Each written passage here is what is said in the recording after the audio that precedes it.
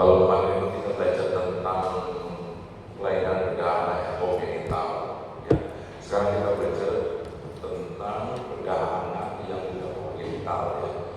Kelainan-kelainan ini lebih sering membawa seorang ibu untuk mengajak anaknya berobat, ya. Dan ini banyak sekali nanti kalau teman-teman semua sudah intensif di puskesmas atau di rumah sakit, kelainan-kelainan berdahana ini banyak menyebabkan mobilitas, banyak menyebabkan kesakitan, banyak menyebabkan kunjungan bedah anak di UGD, ya.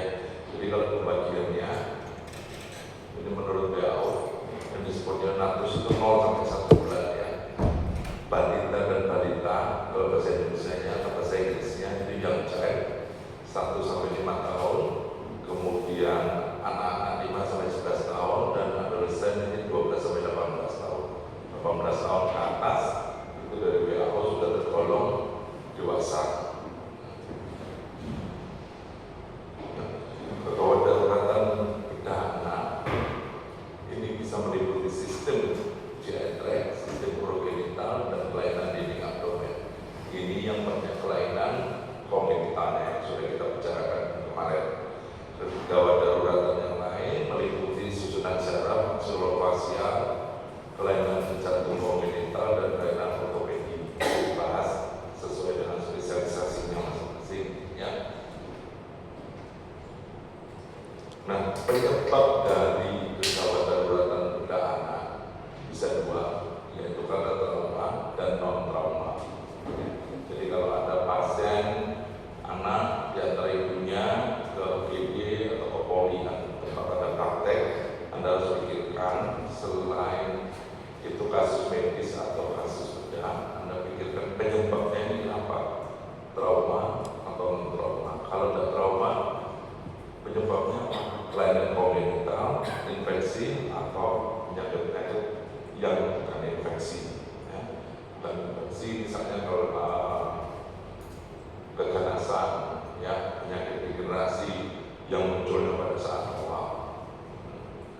Nah, kegawat daruratan pada anak yang sering kita jumpai di lapangan yaitu kegawat daruratan abdomen, kemudian yang menyangkut inguinal atau skrotum, kemudian perdarahan saluran cerna, kemudian corpus carinum, tertelan pada AC, ya, tertelan mainan-mainan Lego yang kecil itu, kalau tertelan magnet atau tertelan baterai-baterai aloji yang kecil, dan kasus-kasus trauma. Nah, kelainan abdomen yang banyak dijumpai adalah inflamasi, ya, inflamasi organ intraabdomen dengan atau tanpa disertai gejala peritonitis. Jadi kalau sudah infeksinya sudah keluar dari lumen organ tersebut, maka akan menyebabkan kerusakan serosa dan berlanjut dengan radang di peritoneum. Itulah yang disebut dengan peritonitis. Ya. Terus kelainan yang lain adalah obstruksi. Obstruksi macam-macam sebabnya. Bisa karena usus buntu, bisa karena hernia, dan kelainan yang lain, tumor misalnya. Kemudian stranglasi, ya, gangguan vaskular di intraabdomen, dan obstruksi bisa berlanjut sampai perforasi, organ. Nanti kalau ada pasien anak datang ke tempat praktek Anda, ke poli atau ke UGD, ya, dengan nyeri abdomen, nyeri perut, ya, Anda harus pikirkan ini kasus medis atau kasus bedah, ya. Ini kasus medis, medical atau kasus hospital. Karena kalau Anda tidak berpikir seperti ini, nanti Anda bisa keliru merujuknya, Anda bisa keliru menterapinya. Ya. Kasus hospital itu artinya kasus ini memerlukan tindakan pembedahan, jadi tidak perlu langsung ke dokter anak. Kalau kasus ini kira-kira kasus medis yang tidak perlu pembedahan, Anda konsulnya ke dokter kesehatan. Nah, kapan kasus-kasus pediatri ini bermakna berat? Jadi nanti ada lihat, ya, kapan nyeri perut tersebut bermakna berat. Ya. Nah, nyeri yang khas untuk kelainan bedah itu nyerinya kolik. Kolik itu nyerinya seperti diremas-remas. Kolik adalah nyeri dari organ berongga. Ya. Kolik itu adalah nyeri dari organ berongga, oleh karena di situ ada obstruksi, ada infeksi. Organ abdomen apa yang berongga?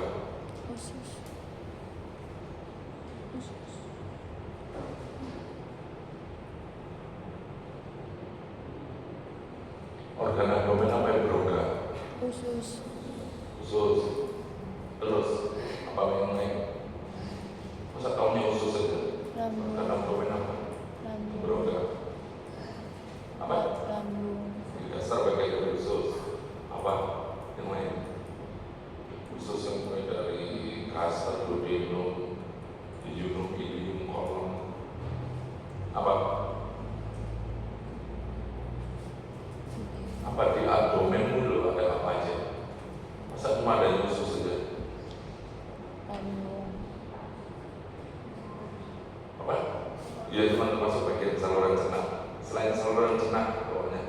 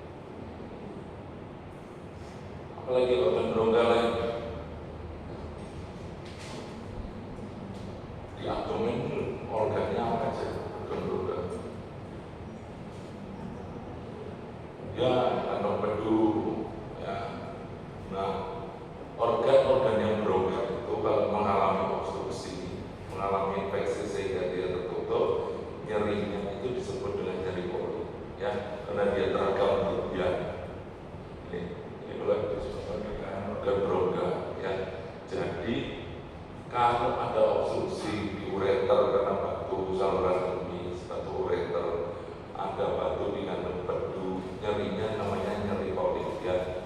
Istilahnya jadi kita sebutkan nyeri kolik biliar, berarti ada batu di saluran empedunya atau di kandung empedunya. Kalau ada batu di ureternya disebut dengan kolik ureter. Ya, kalau batu di ginjalnya kolik rektal, ya seperti itu.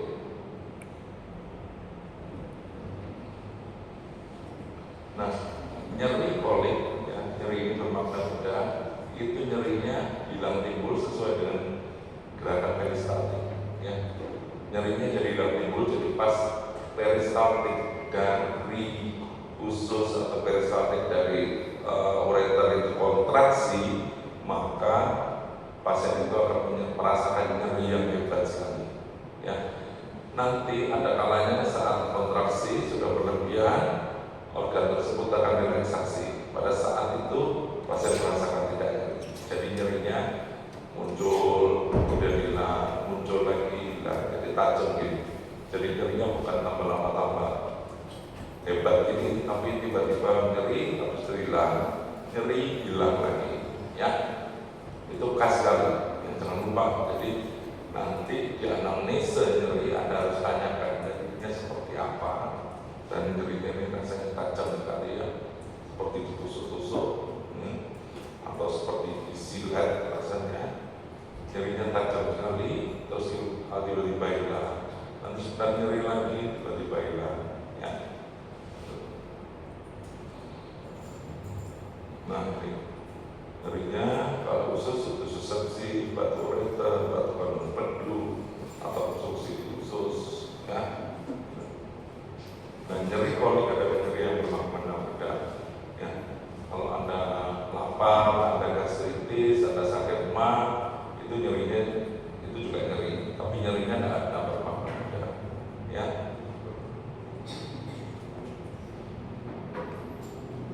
Nah, kalau ada pasien anak-anak nyeri, ada akut abdomen, ya, kalau umur dari lahir sampai 1 tahun kemungkinannya ini, ya. Ada kolik, infantil, GI, konstipasi, infeksi saluran kemih, itu susepsi, ini nyeri aja ya, nyeri akut abdomen atau hernia. Kalau 2-3 tahun kemungkinannya seperti ini, ya. Itu. Kalau 6-11 tahun kemungkinannya nyerinya adalah ini. Jadi Anda harus bedakan pasien ini nyeri akut abdomen, umurnya berapa sih? Ya. Kalau umur 1 tahun, Anda umur 1 tahun, Anda jangan pikirkan itu seperti misalnya tumor di usus. Amat sangat jarang sekali ada tumor di usus umur 1 tahun. Anda pikirkan kemungkinannya adalah ini. Ya. Nah, akut abdomen mana yang memerlukan bedah segera? Ya, yaitu ini infeksi usus buntu, apendisitis akut, invaginasi, hernia yang interstrata, volvulus, malrotasi, peritonitis, kehamilan ektopik masih bisa kalau pada anak remaja. Ini kalau karena trauma, ruptur torsium testis atau torsium ovarium. Jadi kalau ada kasus-kasus seperti ini, Anda konsulnya ke dokter bedah anak atau bedah digestif. Ya, kalau ada kasus-kasus akut abdomen yang memerlukan bedah, jangan Anda sampai keliru konsul. Kalau Anda keliru konsul dengan dokter anak pediatri biasa, nanti bisa delay. Kalau delay, bayangkan kalau delay, apa yang terjadi? Apendisitis akut diteruskan jadi delay, jadi perforasi. Ya, kehamilan ektopik, kalau Anda delay konsul,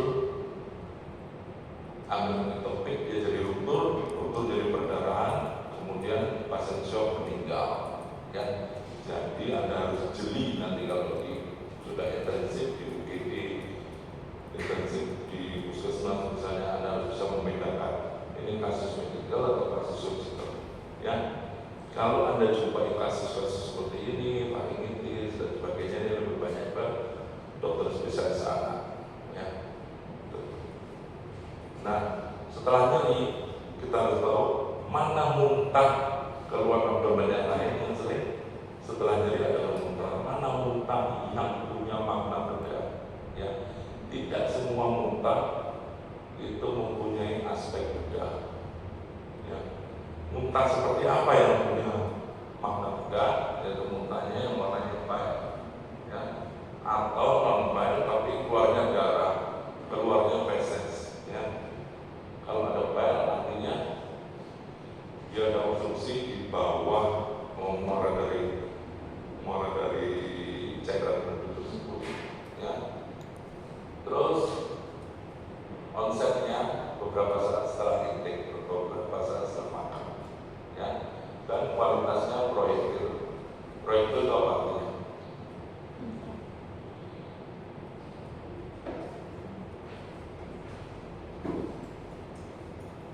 Proyektil itu seperti peluru, jadi tidak ada muangnya, ya, tidak ada muangnya, jadi tiba-tiba langsung muntah seperti itu. Ya, itu proyektil. Muntah yang tiba-tiba sampai disertai dengan mual. Biasanya pada kelainan apa? Biasanya sering kelainan pada ada tumor otak, ya, ada gangguan vaskularisasi atau ada gangguan, ada tumor di otaknya, sehingga tekanan otak, tekanan intrakranial itu meningkat dan anak atau pasien gampang sekali muntah tanpa disertai mual. Jadi tiba-tiba saat duduk ini atau saat dia aktivitas, saat dia istirahat tiba-tiba mual, tiba-tiba muntah, tidak ada mualnya. Ya. Nah, terus yang berikutnya selain nyeri, muntah dan distensi abdomen. Distensi abdomen bagaimana yang bermakna beda? Adalah distensi abdomen yang terjadinya perlahan-lahan, ya, yang terjadinya perlahan-lahan, yang bisa disebabkan oleh karena massa intraabdomen, asites, cairan, atau obstruksi usus. Jadi ada pasien datang ke UGD, pasien ke rumah sakit, tiba-tiba baru pagi ini distensi, itu nggak mungkin. Ya. Itu kalau baru-baru aja pasti itu bukan bermakna beda. Kalau bermakna beda pasti itu sudah terjadinya berhari-hari, terus kemudian baru sudah tidak tahan lagi baru datang ke tempat Anda praktek atau di rumah sakit tempat Anda praktek. Ya. Nah, sebabnya apa? Oleh karena obstruksi usus, perforasi organ, dilatasi karena paralitik dan peritonitis disebabkan pada peritonium.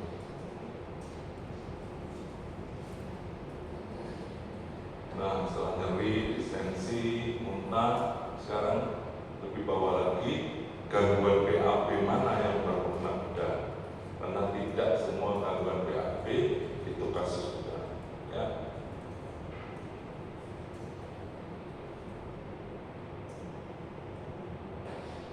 Nah, gangguan BAB yang bermakna beda adalah ini.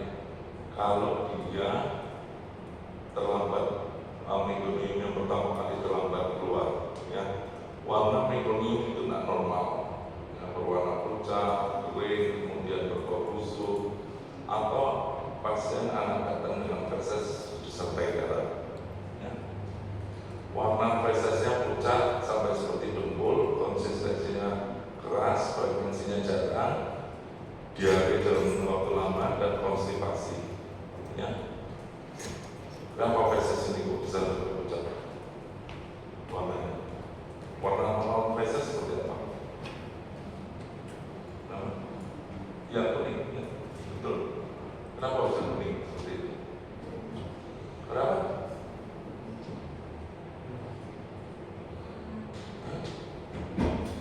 Kenapa?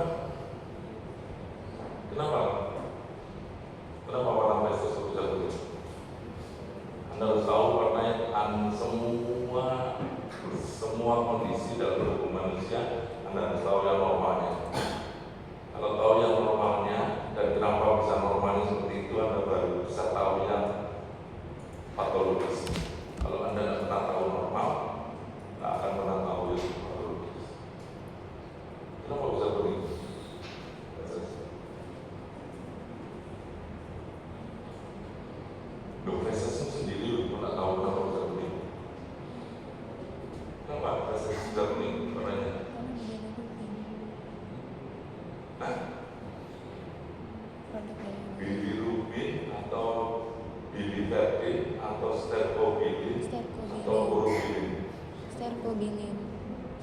stercobilin penyakit.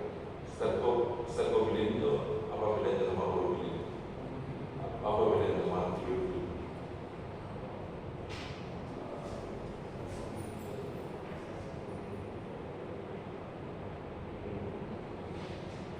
Ya, berarti kalau orangnya pucat apa artinya?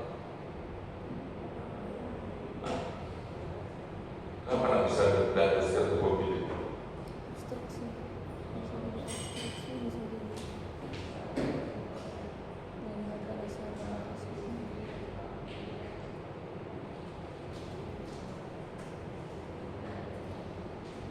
Bilirubinnya kurang atau bilirubinnya kurang itu gimana? Kurang jumlahnya, kurang banyak atau gimana?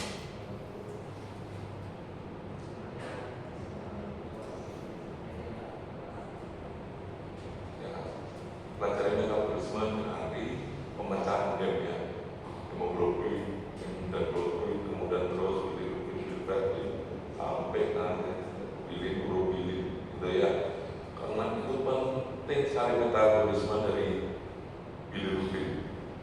Itu nanti berguna bagi Anda untuk menjelaskan hepatitis, kenapa saya terus, kenapa saya pankreas terus, kenapa ada pasien BAB-nya pucat seperti dempul ini, kenapa pasien hepatitis akut urinnya seperti teh, gitu ya, warnanya coklat seperti teh. Ya. Nah, kondisi-kondisi ini merupakan gangguan BAB yang bermakna berat, ya. Jadi kalau ada pasien biasanya rutin BAB tiap hari, kemudian dari anamnesa menjadi 2 hari sekali, terus kemudian beberapa bulan berikutnya 3 hari sekali, 4 hari, 1 minggu. Nah, perjalanan yang progresif itu hampir pasti gangguan BAB-nya bermakna berat, ya. Kalau darahnya di feses itu makros, kelihatan ibunya mengeluh atau anaknya mengeluh BAB-nya keluar darah, itu pasti BAB-nya bermakna berat. Karena kalau itu infeksi gastroenteritis biasa, mungkin oleh karena amuba, oleh karena mikroorganisme yang lain, darahnya tidak tampak makros, jadi dilihat tidak kelihatan, tapi diperiksakan laboratorium kelihatan ada darah di sana, ya. Jadi kalau sudah makros sudah dikeluhkan pasti itu bermakna berat, ya. Kita dicari aja. Nah, lebih lanjut ada yang disebut dengan akut inguinal, ya. Akut inguinal ini jadi ada gejolak di luka paha, ada nyeri, tanda radang, kemudian disertai dengan tanda-tanda infeksi yang lainnya. Sebabnya bisa macam-macam, yang paling sering adalah hernia serta atau torsi testis, ya, testis yang tidak turun. Nanti ada pelajari lagi embriologi dari testis, ya. Masih testis itu asalnya dari mana? Dari siapa jawab? Dari mana? Intraabdomen apa langsung dia di inguinal apa di skrotum? Intraabdomen. Intraabdomennya letaknya di mana? Di retro atau benar-benar di intraabdomen?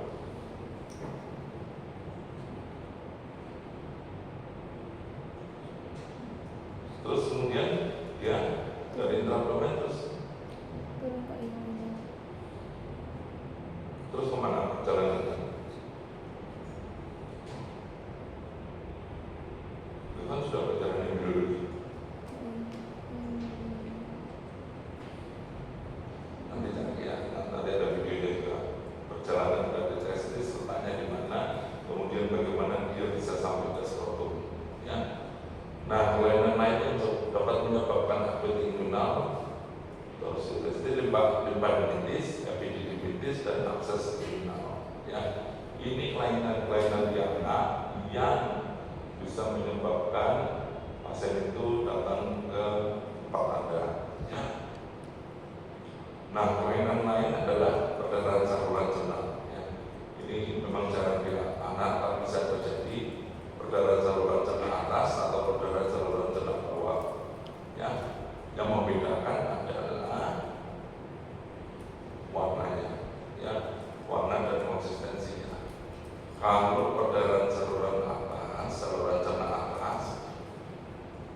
itu fesesnya berwarna kehitaman. Makanya kita sebut itu merah. Ya, kalau pada saluran cerna bawah itu bisa hematosesia. Ya. Ini batasnya di mana? Batas perdarahan saluran cerna atas dan bawah. Mana batasnya atas dan bawah saluran cerna? Karena ini nanti atas dan bawah saluran cerna itu terus dipakai ya. Nanti kalau Anda ada upper GIBD, lower GIBD, mana batasnya atas bawah itu? Gimana? Gak boleh ragu jadi dokter. Kalau kamu ragu gimana pasiennya gimana mau yakin? Gimana batasnya?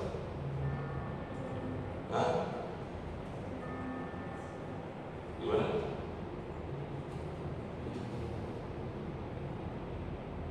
Ya betul itu kamu itu trace atau kamu itu trace itu letaknya gimana? Gimana? Dulu ya sebelum kiri kamu trace. Jadi di atas dari kamu trace itu termasuk saluran cerna atas, di bawah itu termasuk saluran cerna bawah. Ya, kalau ada perdarahan di saluran cerna atas, maka fesesnya ini berwarna kehitaman. Ya. Seperti tis, kadang baunya tidak enak. Ya. Kenapa bisa hitam? Anda nanti kalau sudah praktikum ya, atau Anda kalau ambil darah yang di sini, terus kemudian Anda kasih alkohol swab itu, Anda lihat nanti darahnya kita bisa jadi seperti merah kehitaman. Itulah itu darah kalau tercampur dengan asam lambung, tercampur dengan HCl, dia akan warnanya hitam. Ya, sedangkan perdarahan saluran cerna, kalau ada perdarahan itu, dia warnanya merah segar. Ya, atau nanti ada kelainan khusus yang disebut dengan red current jelly stool. Ya, nanti kita lihat.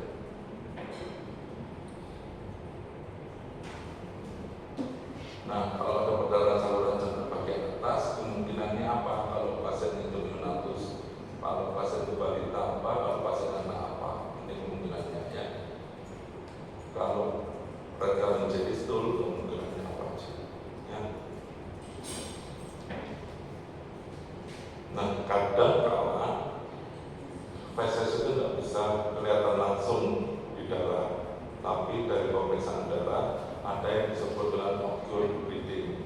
Jadi pasien datang dengan kondisi HB-nya rendah, tapi setelah dicek ternyata dari fesesnya banyak darah. Itu sebabnya macam-macam. Ya, tapi ini jarang, bukan merupakan kasus berat. Nah, kita pelajari lebih lanjut dari penyakit-penyakit yang sudah disebutkan tadi. Ya, apendisitis, insusepsi, hernia, obstruksi usus, vertical mental, dan yang lain. Ya. Nah, ini adalah gambar dari hernia inguinalis. Sudah dapat kuliah hernia dewasa? Sudah. Siapa yang ngasih dokter David itu? Dokter Budi. Hah? Dokter David. Sudah dapat? Sudah. Dan sudah lupa. Masih ini tidak boleh lupa itu seumur hidup harus ingat. Nah, pasien seringkali di antara ibunya datang dengan ada benjolan, ya, benjolan di pelipatan paha atau benjolan di skrotumnya seperti ini. Ya. Nah, ini sebabnya. Kita lihat.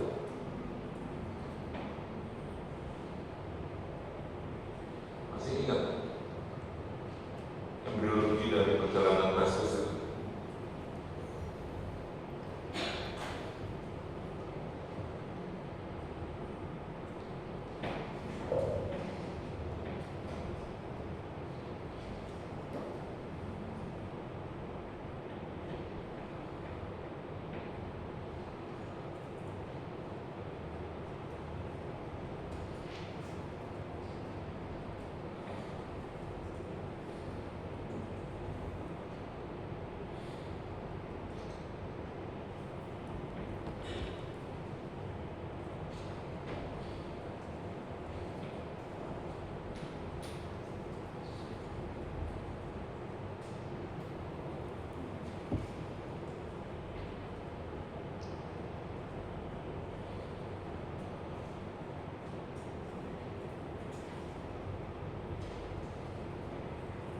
The inguinal canal is a passageway through the abdominal wall that develops in both males and females. In males, proper development of the inguinal canal is an important event for the subsequent descent of the testicle into the scrotum from its initial site of development in the abdomen. Testicular descent takes place in two phases: the transabdominal phase and the transinguinal phase. The transabdominal phase is a passive process during which a band of mesenchyme, known as the gubernaculum, appears to tether the testis to the scrotum.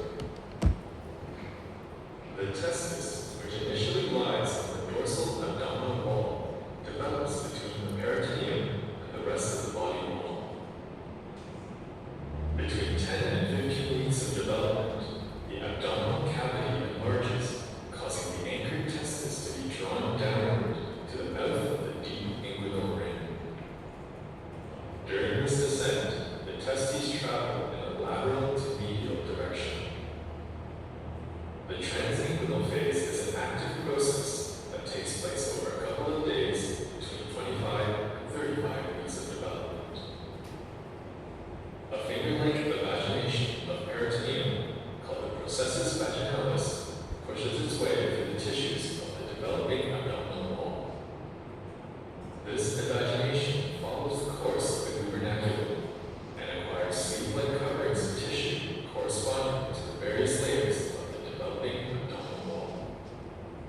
These layers, which develop into the transversalis fascia and the internal oblique and external oblique muscles, follow the processus vaginalis and become the layers of the spermatic cord, the internal spermatic fascia, cremasteric fascia, and external spermatic fascia, respectively.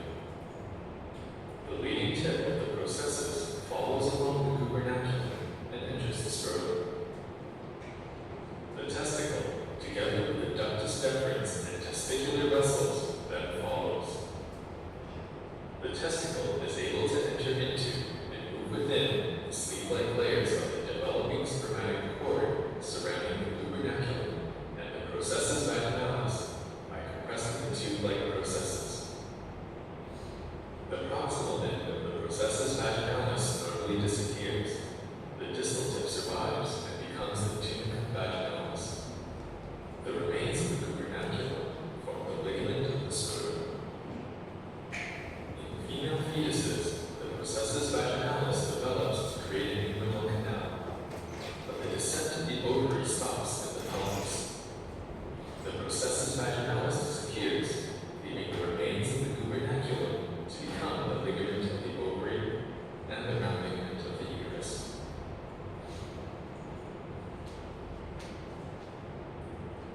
Kemudian kalau ada bertanya,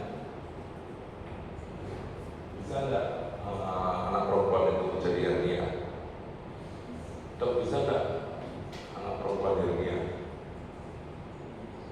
Bisa nggak? Jawabannya.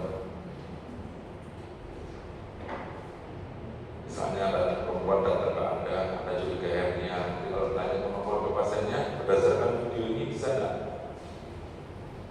Loh, sudah lihat videonya? Bisa nggak? Bisa jawabannya, ya. Nah, tergantung kalau laki testis yang letaknya di intraabdomen, tepatnya di retroperitoneal itu turun, kemudian dia pada saat turun dia membentuk proses vaginalis dengan peritoneumnya ikut terbawa ke bawah sampai ke skrotum. Harusnya beberapa saat setelah bayi itu lahir, proses vaginalis ini menutup, ya. Kalau menutup, During this descent is an active process in 25 30 finger-like evagination that pushes its way through the tissue and follows the course of the coverings of tissue. These and the internal oblique and external follow the processes of the spermatic cord, the internal cremasteric fascia. The leading tip of the processus follows along the gubernaculum and deferens and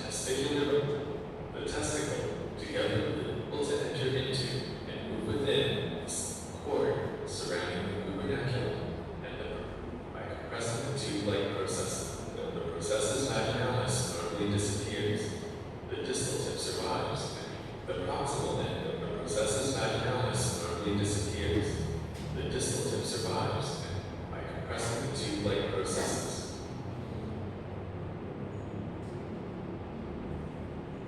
The proximal end of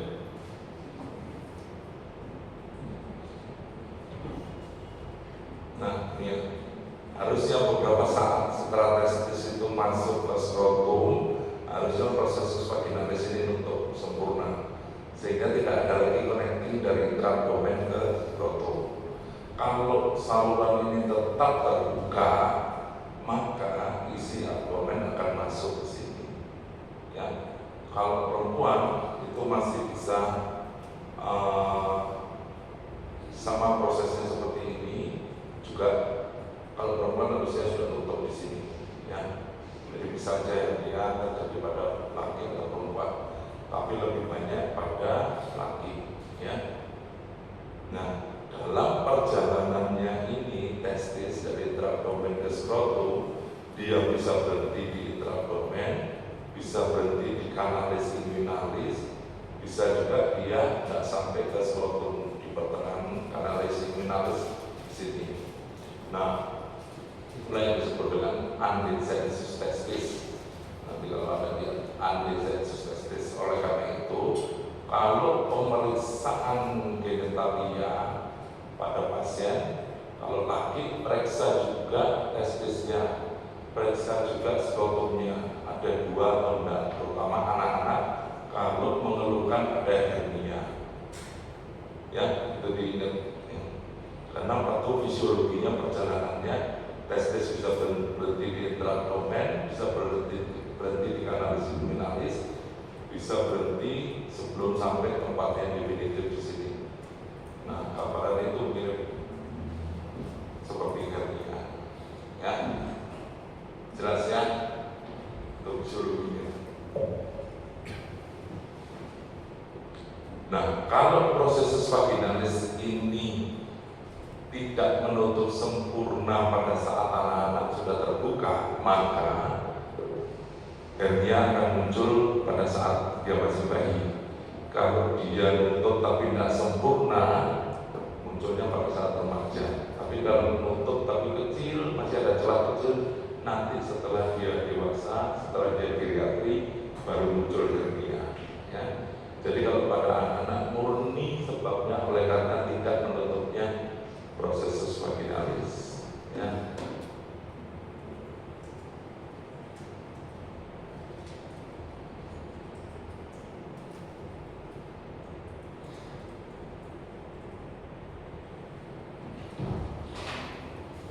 Nah, hernia pada anak-anak yang paling sering dijumpai adalah hernia inguinal. Ya, hernia inguinal. Terus yang berikutnya adalah hernia umbilikal, terus kemudian hernia epigastrik.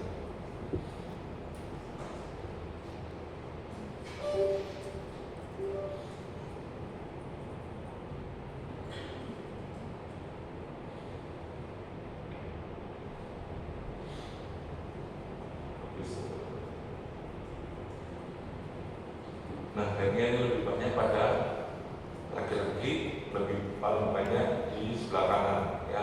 Walaupun bisa terjadi pada kanan kiri. Biasanya dari riwayat keluarga, faktor risikonya ini undesensus testis, tadi testis tidak turun sampai ke skrotum, terus kemudian kelainan intra-abdomen yang lain, ya.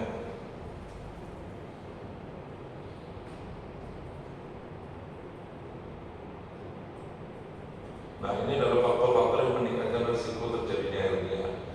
Jadi nanti kalau ada pasien anak-anak datang ke tempat Anda, tanyakan, ya, kalau Anda sudah curiga itu hernia, tanyakan waktu itu berat badan lahirnya berapa, usia kehamilan waktu dilahirkan berapa, ya. Karena prematur dan berat badan lahir rendah ini merupakan faktor risiko.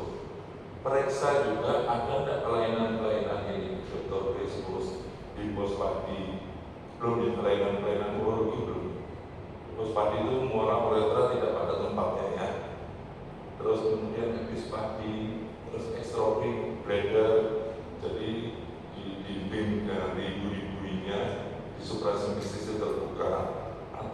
kaliannya ganda, ya, misalnya kalau kelainan hormonal, kelainan kromosom, sehingga menyebabkan testis tidak turun. Kemudian ini penyebabnya ada defek-defek di intraabdominalnya, tanyakan ada riwayat keluarga. Seperti itu. Nah, klinis biasanya ditemukan kebetulan, ya. Mungkin anaknya tahu bahwa saya ada gejala gitu. Biasanya ditemukan kebetulan pada saat anaknya itu nangis, pada saat anaknya mengedam, atau pada saat dimandikan. Ya, ibunya melihat ada benjolan di pelipatan pahanya, ada benjolan itu bilang kalau anaknya tidur. Ya. Nah, pemeriksaan fisiknya sama seperti pemeriksaan fisik yang biasa. Anda lihat inspeksinya ada benjolan yang timbul di inguinal, benjolannya itu mobile, bertambah besar kalau anak itu batuk atau mengedah, kalau diauskultasi ada peristaltikusus. Kemudian Anda juga harus lakukan pemeriksaan transluminasi. Tahu transluminasi?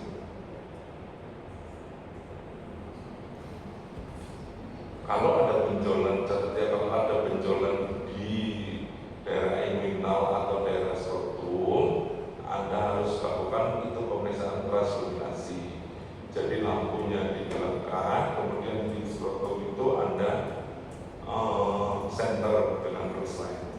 Kalau warna senternya itu jernih terang, berarti yang ada di kantongan hernia itu bukan usus, tapi cairan. Ya, kalau cairan namanya hidrosel. Kalau fasilitas memungkinkan dan dokter radiologinya bisa, maka dilakukan USG inguinal. Tapi kalau tidak, cukup dengan klinis saja. Ya, terapinya pasti operasi karena ini kelainan anatomis, kelainan struktur. Ya, Anda kalau ada pintu atau jendela bisa untuk kebesaran, Anda harus gergaji, Anda harus ulang lagi. Tidak mungkin itu cuma dicat saja. Ya, jadi katakan sama ibunya, ini satu-satunya terapi yang memang harus operasi karena ini kelainan struktur, kelainan anatomis dari inguinal. Ya, saya minum.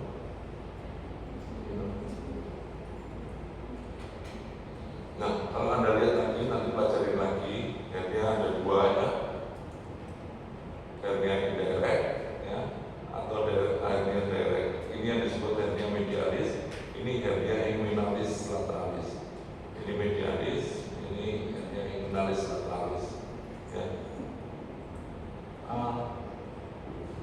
Siapa yang ngasih kuliah hernia dewasa sudah? Sudah. Siapa yang ngasih? Sudah. Masih ingat? Masih ingin tambah sudah lupa?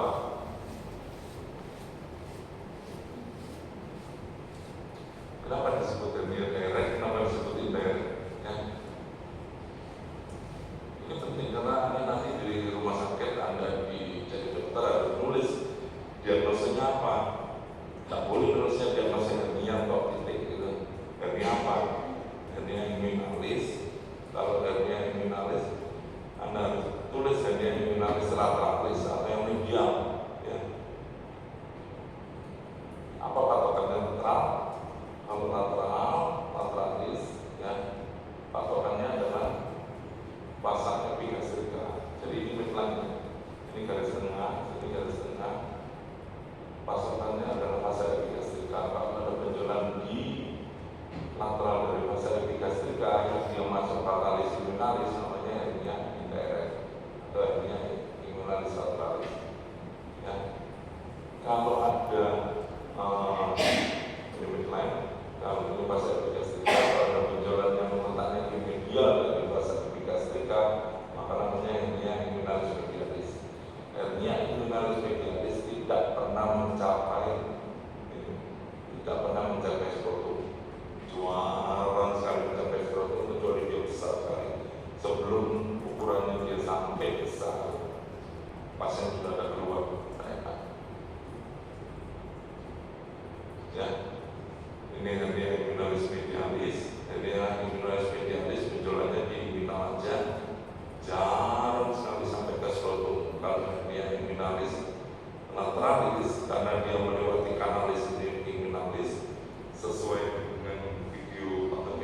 tadi, maka dia bisa benjolannya usus ini bisa masuk sampai ke seluruh tubuh, ya.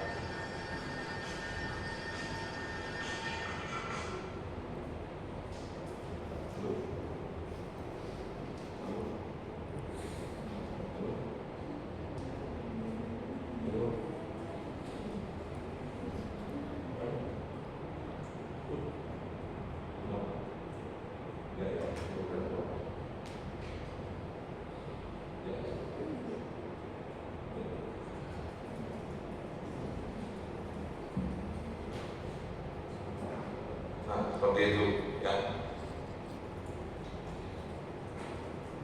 Ini gejalanya. Nah, gejalanya kalau sudah mulai strangulasi, sudah mulai terjepit, pasien akan mengeluh muntah-muntah, demam, nyeri, kemudian benjolannya itu makin lama makin besar dan kemerahan, ya. Operasinya namanya ligasi tinggi atau hydrotomy, ya. Nah, itu tentang yang proses terjadinya apa semua sama seperti yang dewasa, karena semua diawali dari anak-anak.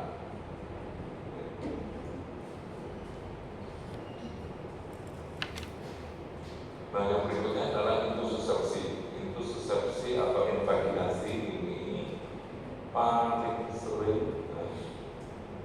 sering pada mulai usia bayi 2 bulan ke atas, ya. Dan dia paling sering puncaknya pada pasien umur 6-7 bulan, ya. Kenapa mulai insidennya meningkat setelah 2 bulan? Ya, karena pada saat itu ibu sudah mulai memberikan makanan, ya, sudah mulai memberikan seperti bubur sumsum, bubur halus. Nah, di Indonesia seringkali nanti kalau Anda intensif di daerah, ada beberapa daerah yang masih bayi, bahkan masih 1 bulan, 1 minggu sudah diberikan pisang yang dikerok, ya. Bahkan pisangnya itu pisang hijau. Nah, pisang itu supaya bisa dicerna itu butuh enzim namanya elastase. Pada waktu kita belum berusia 1 tahun, elastase itu belum sempurna terbentuk. Ya, akibatnya apa? Pisang itu akan membentuk bolus, ya, bergulung-gulung membentuk bolus, sehingga sulit dicerna, sulit diabsorpsi. Untuk peristaltik pun akan sulit, ya. Apa akibatnya?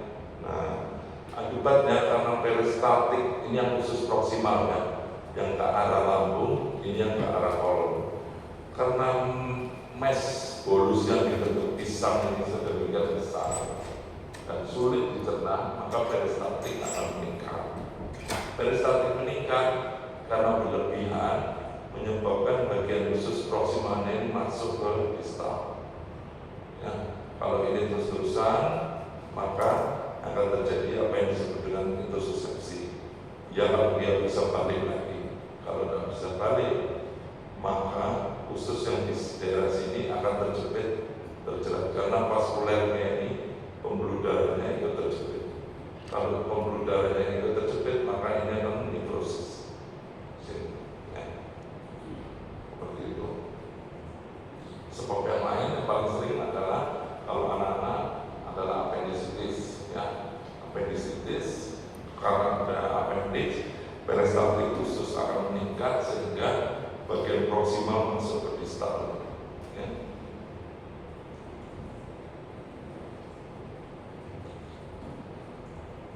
Nah, dari sini, dari gambaran ini kita bisa tahu kira-kira gejalanya apa, ya. Jadi gejalanya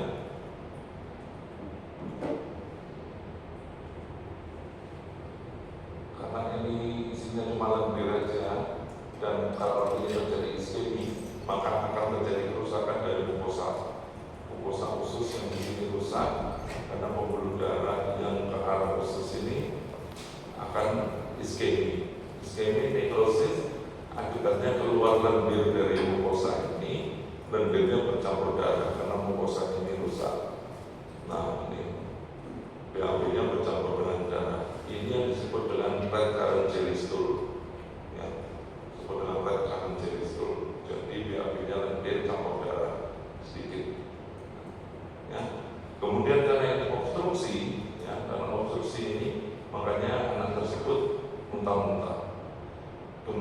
kalau masih anak-anak, masih kecil, abdomennya masih tipis, bisa teraba ada benjolan di perutnya.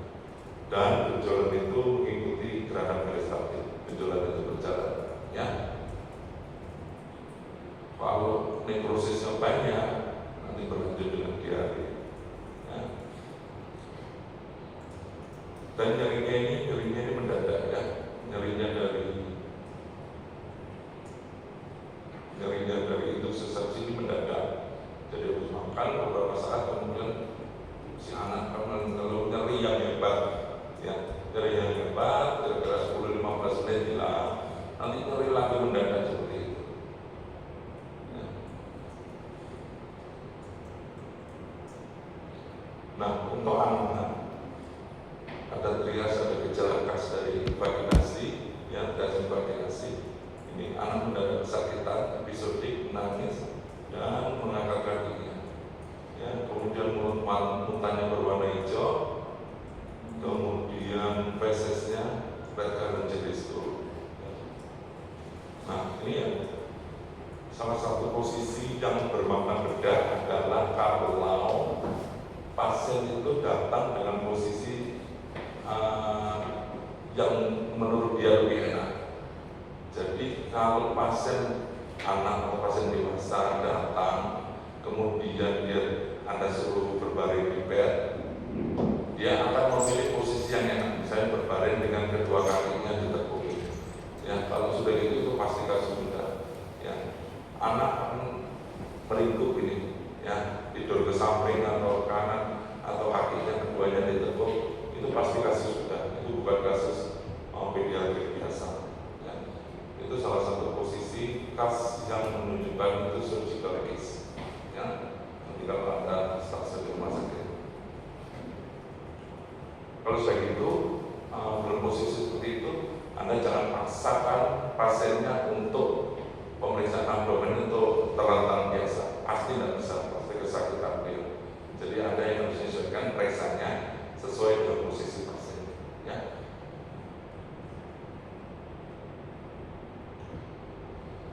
Nah, ini jenis-jenisnya, ini diketahui nanti kalau saat pembedahnya.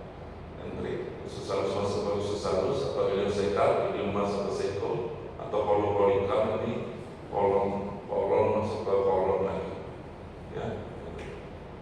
Atau ileum kolikal, ileum, seluruh ileumnya masuk ke kolon, ya. Itu jenis-jenisnya.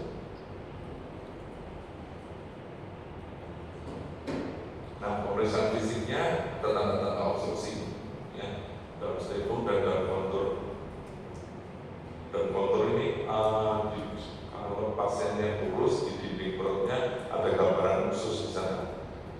Ya, dalam stepum itu gerakan peristaltik usus yang tampak di permukaan abdomen. Ya. Kemudian ada massa teraba sebagai sosis, nyeri tekan, ini densite. Jadi masanya itu seolah-olah bergerak naik turun. Kalau bisa memang semua ditemukan pada saat rektal pusat ditemukan pseudoporsio. Porsio itu kalau nanti ada pemeriksaan urin ada rektal pusat itu yang disebut ada pembukaan 2, pembukaan 4, pembukaan sekian itu adalah porsio yang teraba. Nah ini di rektal pusat seolah-olah gambaran seperti porsio tersebut.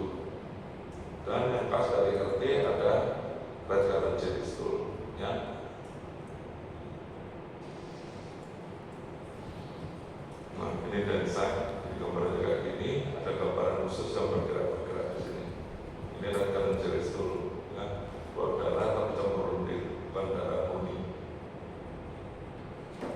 Kalau bisa dilakukan pemeriksaan USG, jadi USG ini ada gambaran donut sign. Ini karena usus yang proksimal masuk ke distalnya, sehingga ini gambaran usus yang proksimal, ini usus yang distal. Nah, gambaran usus yang masuk ke sini, kalau ini dibelah, seolah-olah dibelah, gambarannya seperti donat, ya, donat sign.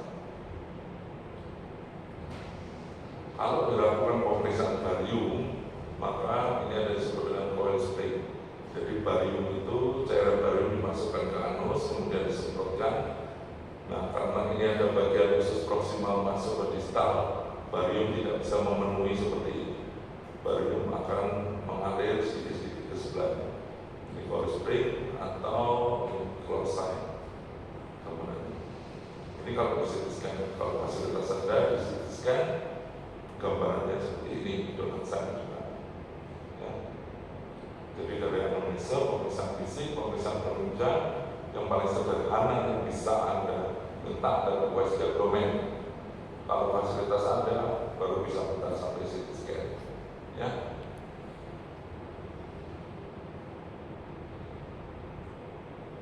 Nah, ini kemudian terapinya Anda segera rujuk. Sebelumnya Anda tentunya pasang MKT, infus, koreksi elektrolit, kemudian kurangi tekanan di intraabdomennya dengan pasang MKT.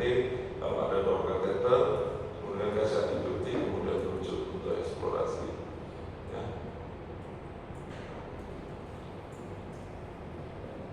Nah, berikutnya selain itu seksi, berikutnya yang bisa dijumpai adalah appendicitis. Ini paling sering ya. Kuliah appendicitis pada dewasa sudah belum? Sudah ya? Gejalanya kurang mirip ya. Nah, ini adalah penyebab appendicitis, infeksi appendix pada anak ya, penyebabnya obstruksi atau non obstruksi. Obstruksi yang paling sering adalah fekalit. Ada feses yang mengeras yang masuk ke dalam appendixnya ya, atau ada batu ya, atau benda asing ya, benda asing. Terus kemudian cacing juga bisa ya. Terus kemudian karena lipoid dysplasia. Yang non obstruksi adalah infeksi dari tempat lain, ada gangguan vaskular di sana. Terus diet yang kurang serat, kurang buah, kurang sayur seperti itu. Ya. Nah, ini semua dasarnya kalau Anda ingat, Anda sudah praktikum histologi kan? Histologi, itu praktikum ada histologi dari appendix. Ya, ada gambarannya khas dari idiom terminal dan appendix itu apa di sana?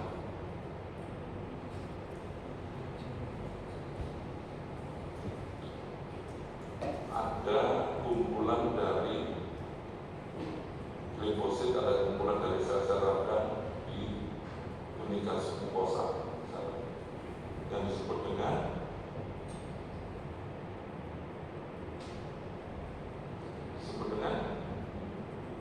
apa? Yang PRX atau PR. Ya. Itu ada apa atau ada apa? Ya betul. Nah, itu ada yang khas disebut dengan PRPETS ya, atau plaque of Winter. Itu kumpulan dari sel-sel inflamasi di daerah mukosa. Nah, itu strukturnya mirip dengan tonsil pada anak-anak. Sudah ya, praktikum tonsil saluran nafas ada atas sudah. Tonsil ada tonsil pangkina, tonsil apa? Sudah. Ingat strukturnya. Sudah lupa lagi. Nah, itulah. Dan sampai kapanpun ilmu dasar biokimia, anatomi, histologi, fisiologi itu dasar untuk menjelaskan penyakit semuanya. Pertanyaan seperti itu akan sering Anda jumpai. Ya, dok, apa anak saya infeksi usus buntu? Ya. Kalau Anda tidak anamnesa lebih lanjut, Anda tidak tahu anak ini sering batuk, pilek, tonsilnya, dan Anda periksa, Anda tidak bisa menjelaskan kenapa bisa terjadi appendicitis. Ya. Struktur dari plaque of Peyer itu sama dengan mirip seperti struktur dari tonsil. Ya, di situ ada sel-sel radang. Sehingga kalau anak itu sering batuk, pilek, ispa, amandel, istilahnya orang awam sering tonsilitis, maka plaque of Peyer yang ada di appendix itu juga ikut meradang, ya. Meradang hiperplasia terus menyebabkan terjadinya obstruksi dari pembuluh pembuluh darah venous, arteri obstruksi menyebabkan inflamasi di mukosa dari appendix. Nah, itulah awal dari perjalanannya, ya. Nah, ini appendix. Jadi kalau appendix dibelah, ya, ini ada feses yang mengeras, ini obstruksi di sini. Kalau obstruksi terus-terusan, cairan di distalnya ini mukosa appendix terus-terusan mengeluarkan cairan, tapi obstruksi di sini, ya. Akibatnya teregang, terjadi gangguan vaskuler, mikroorganisme di sini berkembang biak, akibatnya terjadi infeksi, ya. Nah, ini posisi dari appendix, ya. Retrosacral, retroilial, antesacral, anteilial, retroilial, seperti ini, ya. Nah, nyeri yang paling sering pada anak-anak, nyerinya perutnya di kanan bawah, ya. Ada yang disebut dengan migration pain, ya, atau namanya Ligatsen, L-I-G-A-T-H, ligat nama orang. Ligatsen itu nyerinya dimulai dari epigastrium, ya, nyerinya dimulai dari epigastrium, kemudian dalam waktu 2 kali 24 jam nyerinya menetap di kanan bawah, ya. Itu namanya Ligatsen, nyeri itu khas. Oleh karena itu saat anamnese Anda tanyakan, kalau anaknya agak besar, sakitnya mulainya di mana? Atau kalau orang dewasa bisa menunduk, saya kira itu sakit kemarin 3 hari yang lalu, 2 hari yang lalu keluhannya saya ngeluh sakit tiba-tiba kayak orang sakit nyerinya di bulu hati. Nah, itu adalah awal dari appendicitis, ya. Itu khas sekali ya nyerinya. Nah, kenapa saya nyerinya dimulai dari epigastrium? Kok langsung di kanan bawah?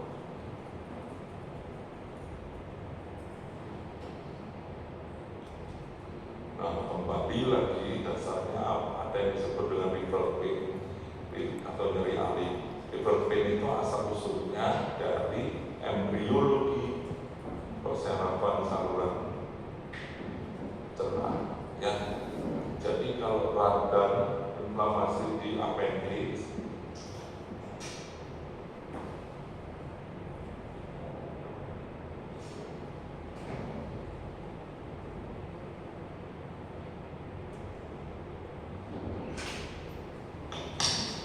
inflamasi di appendix itu mulainya dari mukosa.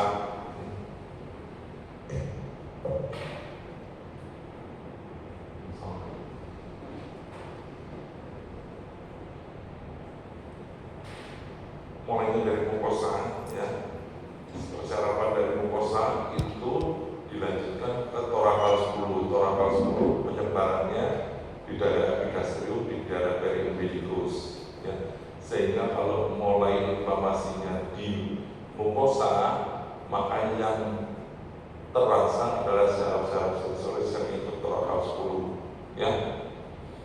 Maka dari itu nyerinya pertama kali di umbilicus atau periumbilical atau epigastrium. Nanti kalau inflamasinya terus sampai mukosa, submukosa, mukosa sampai serosa rusak, artinya infeksinya keluar dari appendix, maka baru merasa peritoneum. Maka nyerinya lokal di kanan bawah, ya. Itu dasarnya.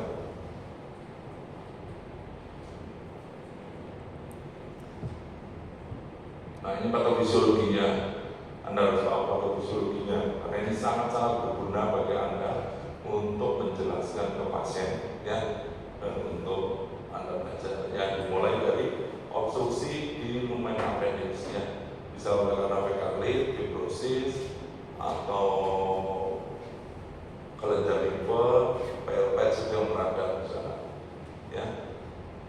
Nah, ini menyebabkan appendix tersebut distensi dan spasme kaku. Nah, oleh karena itu nyerinya ini diikutkan nyerinya lewat saraf torakal 9, torakal 10, sehingga nyerinya di daerah epigastrium, di daerah periumbilical. Kalau obstruksinya berlanjut terus, tekanan di lumen appendix meningkat, aliran darah, arteri dan vena ke mukosa appendix Akibatnya terjadi iskemi dari mukosa appendix sampai terus ke bawahnya. Ya. Jadi penyakitnya ini berlanjut sehingga kendali nyerinya baru mulai.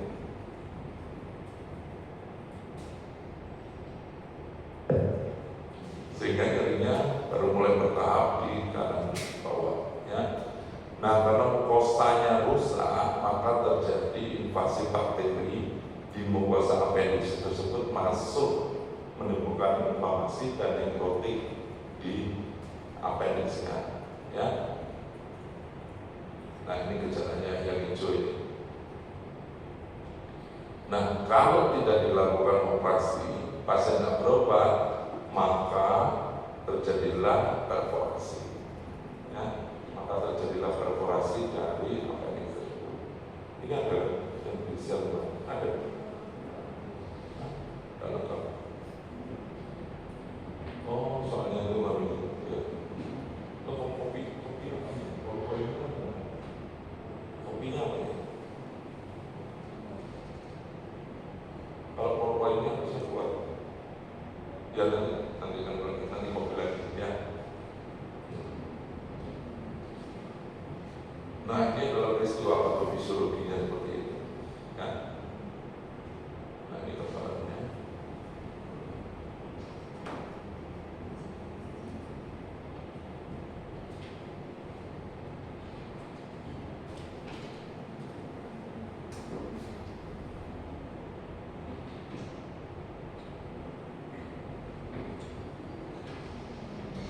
Nah, menofekalit masuk, lumen appendix, kemudian ya, dan nyantol. Ini mukosa appendix yang bisanya tetap mengeluarkan cairan, tapi tidak bisa keluar. Iskemi mukosanya, kemudian infeksi. Nah, nyeri akibatnya dia bengkak. Ya.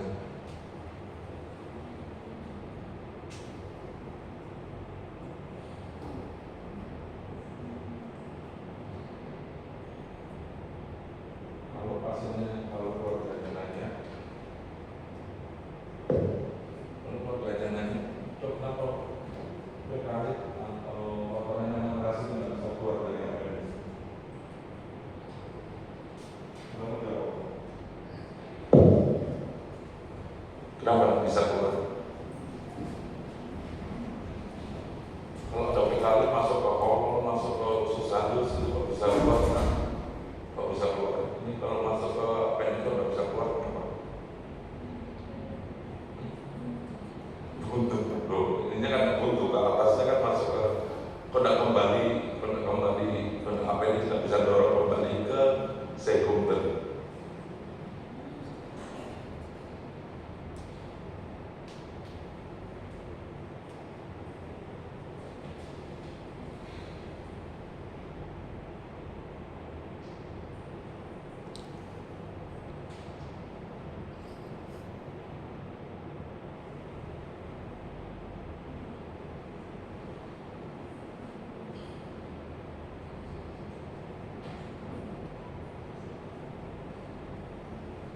Ini kenapa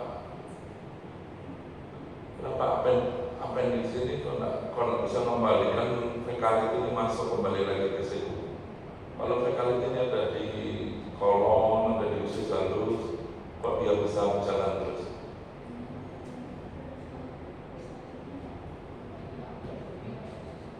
Ya, kenapa pada saat itu tidak boleh mungkin? Di kedokteran tidak boleh mungkin. Kenapa? Nah, itu benar itu peristaltik tidak aktif. Tapi yang masih 75 atau apa itu. Kenapa peristaltiknya tidak aktif? Kan sudah belajar histologi kan?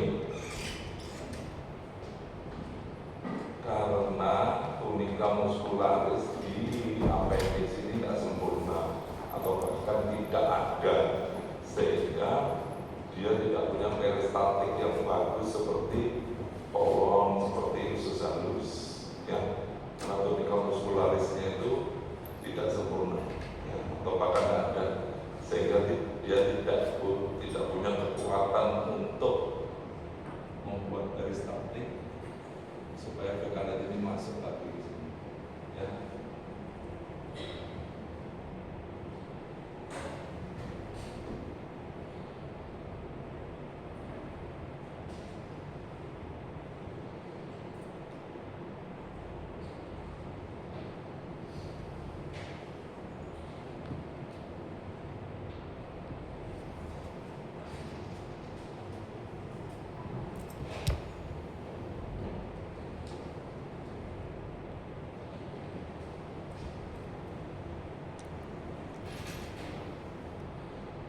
ini ada scoring kita sebut Alvarado score ya.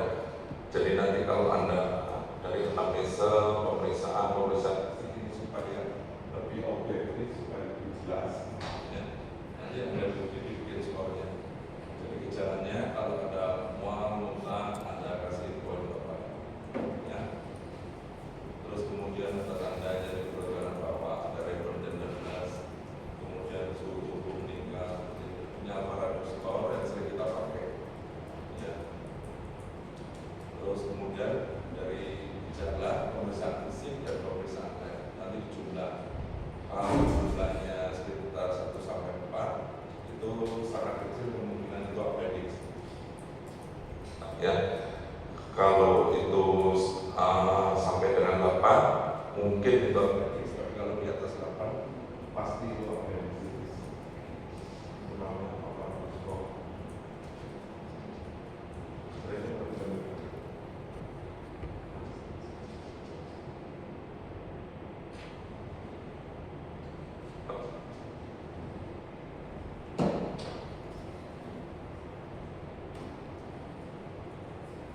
Alvarado score ini juga dipakai untuk remaja atau dewasa.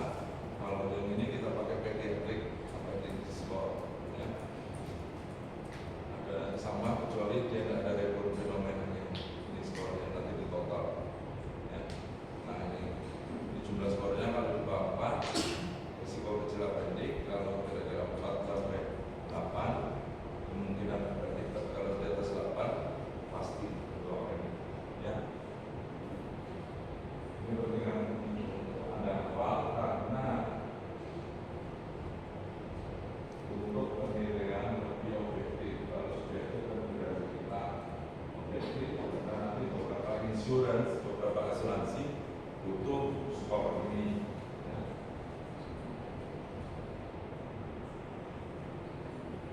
Nah dari anamnesa, pemeriksaan fisik ya.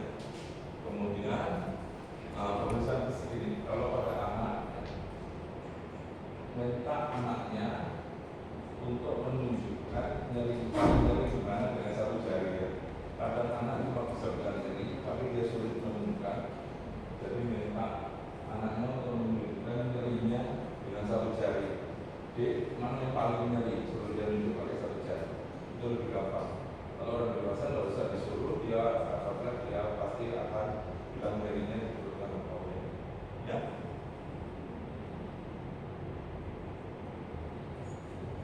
Nah ini kemudian Anda mintakan pemeriksaan yang paling tepat adalah USG ya. USG nanti didapatkan pada appendix ya, dan dindingnya tepat harus sudah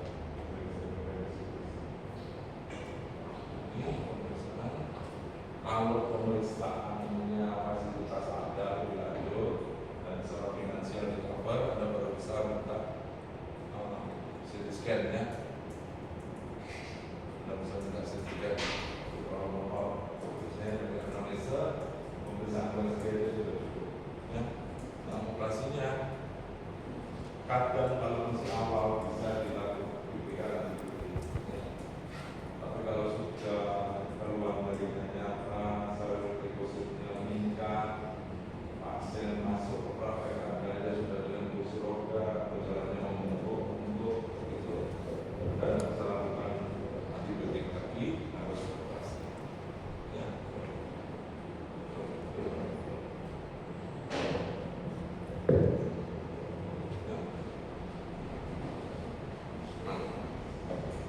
Seringkali ibu atau orang tua anak menanyakan, dok apa yang paling tepat untuk mendiagnosa ini? Kalau GI tract tidak ada satupun pemeriksaan menunjang sehebat apapun CT scan, MRI dan lain sebagainya yang bisa memastikan itu adalah appendicitis ya. Itu harus gabungan antara anamnesa, pemeriksaan fisik, pemeriksaan penunjang. Tidak bisa 100% tergantung pada pemeriksaan penunjang ya. Kemudian ini di vertical medical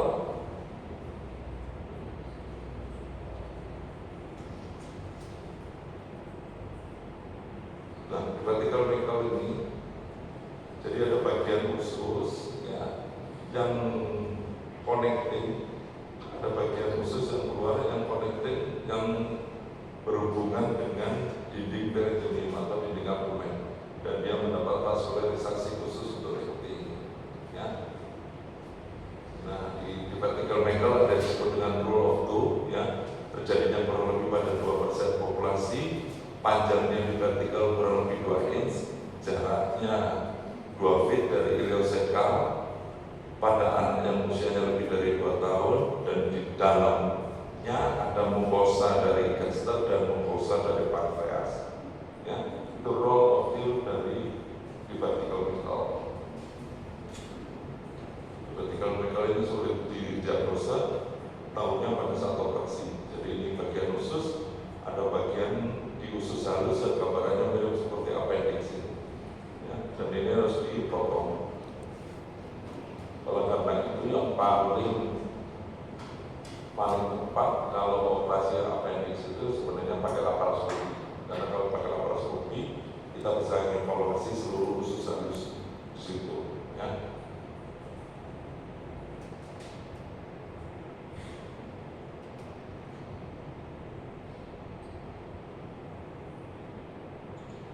Nah, kemudian obstruksi. Ya. Obstruksi pada anak itu bisa terjadi walaupun jarang, ya. Obstruksi di GI tract sebabnya ini gejalanya, muntahnya biasanya berwarna hijau, kemudian abdomennya distensi, dan dia kalau anaknya baru lahir tidak bisa mengeluarkan mekonium, ya.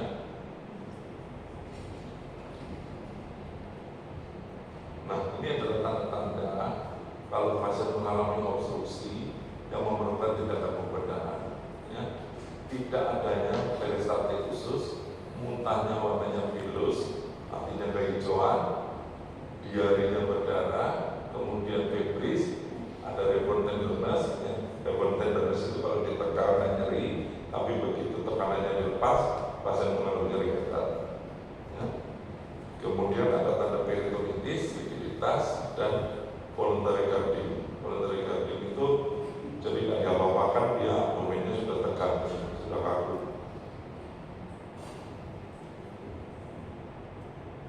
Sebelum ini, waktu itu pernah ada pasien ini pasien dewasa mengeluh nyeri perut sebelah kanan, kemudian di suatu rumah sakit lain akan dilakukan operasi appendix. Ya, kebetulan atasannya atau bosnya dari pasien ini kenal saya, kemudian disuruh ke saya evaluasi ulang, ternyata sama sekali dari anamnesa pemeriksaan fisik tidak ada menunjang ke appendix. Ya, jadi dari anamnesa saya tanyakan nyerinya di mana, nyerinya pertama kali di mana, terus sekarang nyerinya seperti apa, dan pertanyaan lainnya. Ya. Ternyata saya evaluasi lagi, saya tuliskan, ternyata dia TB dari vertebrae, ya. TB dari vertebrae, TB dari tulang belakang yang menimbulkan nekrosis pus yang masuk ke saluran muskulopsoas, dan pusnya itu berhenti di bawahnya, di belakangnya appendix. Psoas kan di sini, ya. Ingat ya, muskulopsoas ada psoas major, psoas minor.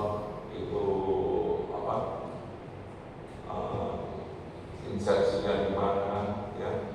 Nah, kalau ada TB di vertebrae, pusnya nekrotik itu masuk ke saluran psoas, aksesnya berhenti di kanan bawah di belakang usus psoas, sehingga nyerinya seperti ya. Nah, itulah. Jadi dari anamnesa kita harus jeli, pemeriksaan fisik juga harus kita teliti, karena ada nyeri abdomen lain yang menyerupai gejala appendix, ya. Itu yang disebut dengan referred pain, yang nyeri alih.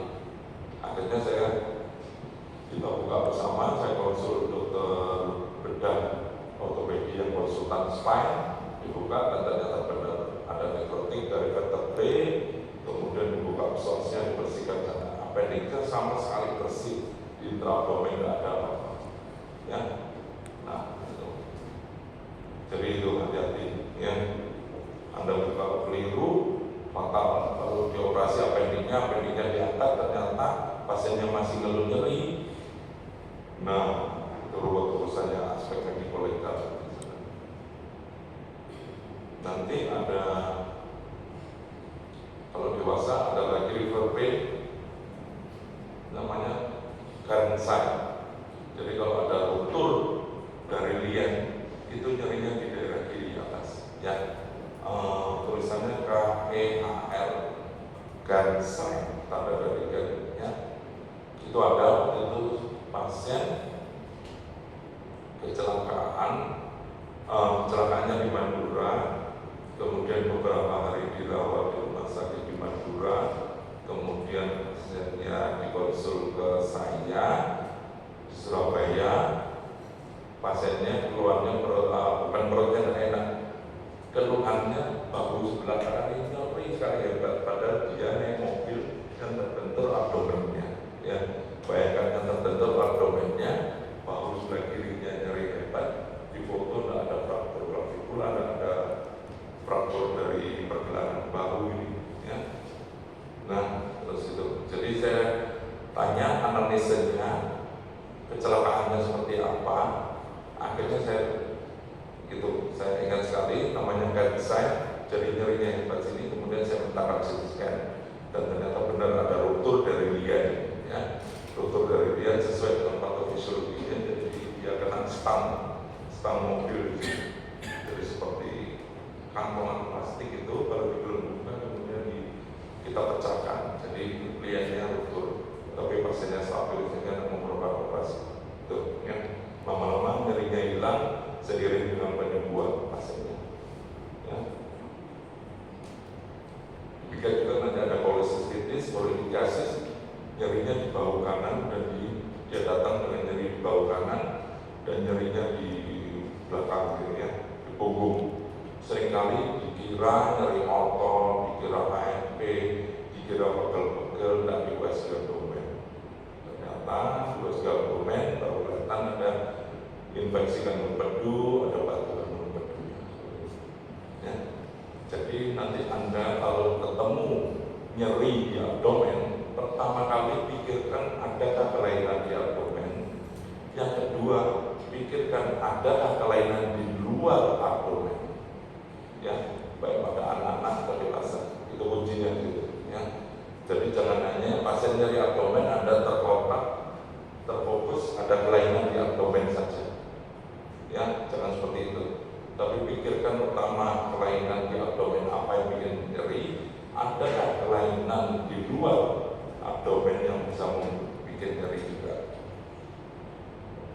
Hati-hati misalnya pasien infark ya, pasien infark jantung ya, infark miokard itu bisa datang dengan dispepsia terus-menerus, bisa datang dengan keluhan gastritis, nyeri di ulu hati terus-menerus, diobati terus-menerus tidak baik. Bisa juga pasien infark datang dengan keluhan sakit gigi bawah terus-menerus. Ya, kenapa bisa seperti itu? Kembali lagi embriologi perkembangan embrio tersebut. Ya, kenapa kok bisa persyaratan jantung sampai ke bawah? Nah, itu gunanya Anda harus baca anatomi, histologi, biokimia, biologi, patofisiologi. Kalau itu Anda kuasai, penyakit apapun Anda bisa jelaskan lebih gampang ke pasiennya, dan Anda tidak perlu effort untuk menghafal lebih berat. Ya. Nah, ini ada yang disebut dengan rule of six ya. Kalau kejadian keluarnya terjadi 6 menit pertama, kemungkinan kelainannya tracheoesophageal distal. Kalau 6-8 jam pertama, maka kalau pasien muntah-muntah, kemungkinan duodenal atresia. Kalau kelainannya terjadi seminggu setelah bayi lahir, kemungkinan ada volvulus atau malnutrisi. Jadi kalau kelainannya baru terjadi 6 minggu, pasien muntah-muntah, kemungkinan pyloric stenosis.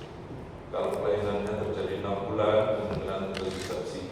Ya, tapi puncak dari itu resepsi kalau kejadiannya sekitar 7 bulan, yang mulai meningkat pada 2-3 bulan.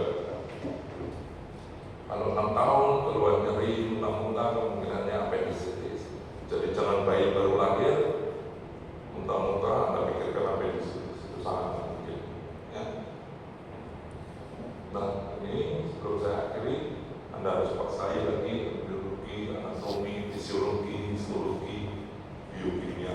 semua dasar untuk menjelaskan penyakit tersebut. Ya. Dan kelak pertanyaan-pertanyaan yang saya kasih lagi adalah pertanyaan sehari-hari yang sering ditanyakan pasien, yang sering ditanyakan orang tuanya kepada kita. Ya. Dan Anda harus bisa menjelaskan dengan bahasa awam pasien, ya, walaupun di otak kita penuh dengan biomolekuler, penuh dengan anatomi histologi, tapi Anda harus bisa jelaskan dengan mudah ke pasien. Ya.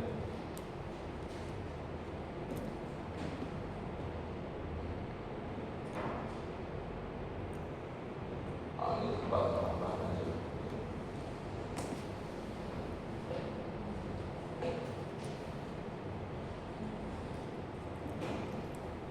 Oke, ada yang mau tanya?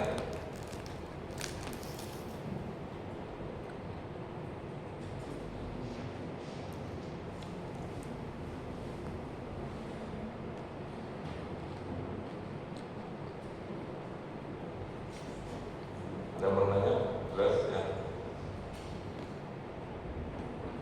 Bisa jawab.